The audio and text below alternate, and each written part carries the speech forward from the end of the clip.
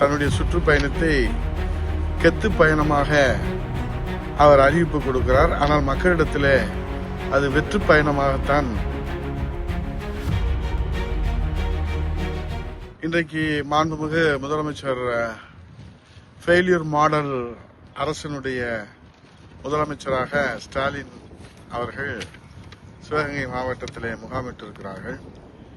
இதுவரை இந்த 4.5 ஆண்டு காலத்தில் மாண்புமிகு முதலமைச்சர் அவர்கள் தென் மாநிலத்திற்கு ஏறத்தாழ ஒரு 35 முறை அவர் தன்னுடைய சுற்றுப்பயணத்தை கெத்து பயணமாக அவர் அறிவிப்பு கொடுக்கிறார். ஆனால் மக்களிடத்தில் அது வெற்று பயணமாகத்தான் இன்றைக்கு இருக்கிறது. இத்தனை முறை வந்தார் என்பதை மட்டுமே அவர்கள் சாதனையாக கெத்தாக சொன்னாலும் தென் மாவட்டத்தில் வெத்தாகத்தான் போயிருக்கிறது. மாண்புமிகு முதலமைச்சர் அவர்கள் அந்நிய முதலீடுகளை ஈர்ப்பதற்காக துபாய் சென்றார், அமெரிக்கா சென்றார், ஜெர்மன் சென்றார், இப்படி பல்வேறு நாடுகளுக்கு சென்றார்கள். ஆனால் துபாய் சென்று அங்கே ஒப்பந்தம் போட்டது கூட இதுவரை என்ன நிலையில் இருக்கிறது என்று நமக்கு தெரியவில்லை. ஒருவேளை அது அருங்காட்சியகத்தில் காட்சி பொருளாக வைக்கப்பட்டிருக்கிறதோ என்றுதான் நமக்கு என்ன தோன்றுகிறது. ஆகவே உள்நாட்டு பயணம் என்றாலும் வெளிநாட்டு பயணம் என்றாலும் அவர் கெத்து பயணமாக அறிக்கை மட்டும் கொடுப்பதில் கெத்தாக இருக்கிறார். ஆனால் தமிழ்நாட்டுக்கு கிடைப்பது வெத்தாகத்தான் போயிருக்கிறது. ஆக அவருடைய பயணம் வெத்து பயணம். இதைத்தான் மாண்புமிகு எதிர்க்கட்சியுடைய தலைவர் வருங்கால முதலமைச்சர் புரட்சி தமிழ் ஐயா எடப்பாடியார் அவர்கள் இதுவரை 181 சட்டமன்ற தொகுதிகளில் இன்றைக்கு எழுச்சி பயணமாக மக்களை காப்போம் தமிழகத்தை மீட்போம் என்கிற அந்த வெற்றி பயணத்தில் இதையெல்லாம் அவர் கேள்வியாக முன்வைப்பதோடு மட்டுமல்லாமல் இந்த மேதக ஆளுநர் உரைக்கான கூட்டத்தொடரில் வருங்கால முதலமைச்சர் மாண்புமிகு எதிர்க்கட்சி தலைவர் புரட்சி தமிழ் ஐயா எடப்பாடியார் அவர்கள் தமிழகத்தில் முதலீடு செய்யாமல் தொழில் நிறுவனங்கள் வெளிமாநிலங்களில் செல்வது ஏன் என்று கேள்வி எழுப்புகிற போது மாண்புமிகு முன்னாள் தொழில்துறை அமைச்சர் அண்ணன் தங்கமணி அண்ணன் அவர்கள் கேள்வி எழுப்புகிற போது நானும் சட்டசபையில் இது குறித்து அவையின் கவனத்திற்கு கொண்டு வருகிற போது அதிமுக ஆட்சியில் வந்ததெல்லாம் ஓடி போய்விட்டன, அது ஏன் என்று சொல்லட்டுமா என்கிறார் ஃபெயிலியர் மாடலுடைய ஆட்சியின் முதலமைச்சர் முத்துவேல் கருணாநிதி ஸ்டாலின் அவர்கள். அதோடு மட்டுமல்லாமல் தொழில்துறை அமைச்சர் அவர்கள் ஆந்திரா போன்ற மாநிலங்கள் இலவசமாக நிலம் தருகின்றன, நாம் இலவசமாக நிலம் கொடுக்க முடியுமா என்று ஒரு விஞ்ஞான கருத்தை சட்டசபையிலே வெளியிட்டு நமக்கெல்லாம் ஒரு பொருளாதார ஞானி கிடைத்திருக்கிறார் என்கிற ஒரு அறிவிப்பை செய்திருக்கிறார்.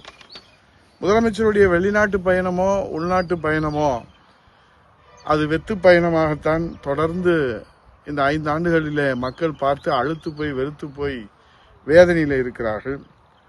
ஒரு தொழிலை துவங்க வாய்ப்பளித்தால் அதிலே பல்லாயிரக்கணக்கானவர்களுக்கு வேலை கிடைத்து அவர்கள் வாழ்க்கையிலே உயர்வார்கள். ஆனால் இதை பற்றியெல்லாம் சிந்திப்பதற்கு ஆளும் அரசுக்கு நேரம் இருக்கிறதா என்று தெரியவில்லை. மொத்தத்தில் ஆடத் தெரியாதவன் தெருக்கோணல் என்று சொல்வார்கள் கிராமத்தில். ஏன்பா நீங்கள் நல்லா ஆடலை அப்படின்னா தெருக்கோணலாக இருந்துச்சு அப்படின்னு சொல்லுவாங்க. அது மாதிரி ஏன்பா முதலீடு வரல அப்படின்னு சொன்னால் அங்கே இலவசமாக கொடுக்குறாங்க, இங்கே இலவசமாக கொடுக்குறாங்க, நாங்கள் கொடுக்க முடியுமா என்று ஒரு சாக்கு போக்கை சொல்லுகிற ஒரு நிலையை நாம் பார்க்கிற போது இந்த அரசு இன்றைக்கு முதலீடுகளை கோட்டை விட்டுவிட்டு இன்றைக்கு உப்புச்சப்பு இல்லாத காரணங்களை சாக்கு போக்காக சொல்லி மக்களிடத்தில் நியாயப்படுத்த முயற்சிப்பது நாம் வேதனையாக இருக்கிறது.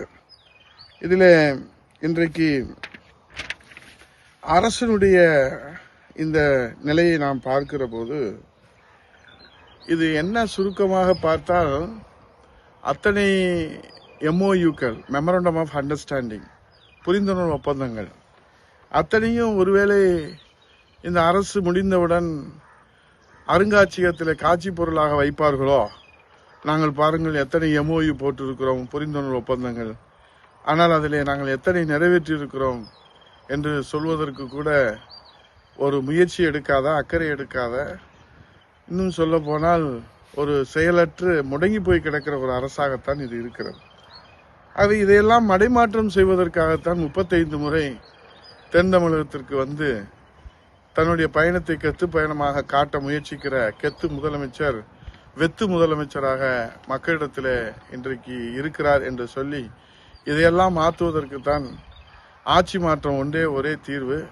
ஆகவே காலம் தந்த கொடை கருணையின் வடிவம், அனைவரையும் தாய் உள்ளத்தோடு அரவணைத்து செல்கிற தெய்வ உள்ளம் கொண்டிருக்கின்ற நம் குலசாமி, கழகத்தின் காவல் தெய்வம், 8 கோடி தமிழர்களின் ஒரே நம்பிக்கை, உலகத் தமிழர்களின் அடையாளம், புரட்சி தமிழ் ஐயா எடப்பாடியாருடைய தலைமையிலே மீண்டும் மக்களாட்சிக்கு மகுடம் சூட்டுவோம் என்று சூளுரை ஏற்கிற தைப்பூச திருநாளிலே நாம் எல்லாம் சூளுரை ஏற்று கழக புரட்சி தலைவி அம்மா பேரவை மாவட்ட செயலாளர்கள், மாநில இணை துணை செயலாளர்கள் வருகிற திங்கட்கிழமை 2ஆம் தேதி தலைமை கழகத்திலே கூடி தலைமை கழக பெருமைமிகு மாண்புமிகு நிர்வாகிகள் வழங்குகிற ஆலோசனைகளை பெற்று நாம் சூளுரை ஏற்று நாம் தேர்தல் களத்திலே திண்ணை பிரச்சாரத்தை முன்னெடுத்து இந்த கையாலாகாத அரசு வெற்று விளம்பரங்களை, போலி விளம்பரங்களை, கோயபர்ஸ் விளம்பரங்களை முறியடிக்கின்ற நாம் ராணுவ சிப்பாய்களாக களத்திலே நின்று புரட்சி தமிழ் ஐயா எடப்பாடியார் வெளியிட்டிருக்கின்ற விடியா ஆட்சிக்கு உங்கள் வீட்டு பில்லே சாட்சி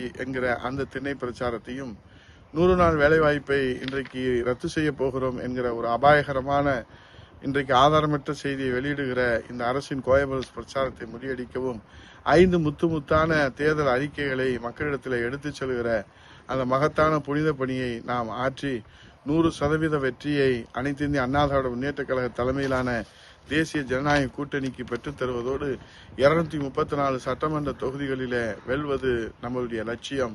210 சட்டமன்ற தொகுதிகளிலே அனைத்து இந்திய அண்ணா திராவிட முன்னேற்ற கழக தலைமையிலான தேசிய ஜனநாயக கூட்டணி வெல்வது நிச்சயம் என்று கூறி களப்பணி ஆற்றுவோம், உழைப்போம், மக்களை சந்திப்போம், மக்களாட்சிக்கு மகுடம் சூட்டுவோம். நன்றி, வணக்கம். செய்திகளை உடனுக்குடன் தெரிந்து கொள்ள கீழ்கண்ட கேபிள் மற்றும் டிடிஎச் நெட்வொர்க்குகளில் எம்நாடு செய்தி தொலைக்காட்சியை காணுங்கள். பாதகம் செய்பவரை கண்டால் நாம் பயம் கொள்ளலாகாது பாப்பா. மோதி மிதித்துவிடு பாப்பா, அவர் முகத்தில் உமிழ்ந்துவிடு பாப்பா. அண்மை செய்திகளை உடனுக்குடன் தெரிந்து கொள்ள இணைந்திருங்கள் எம்நாடு தொலைக்காட்சியுடன்.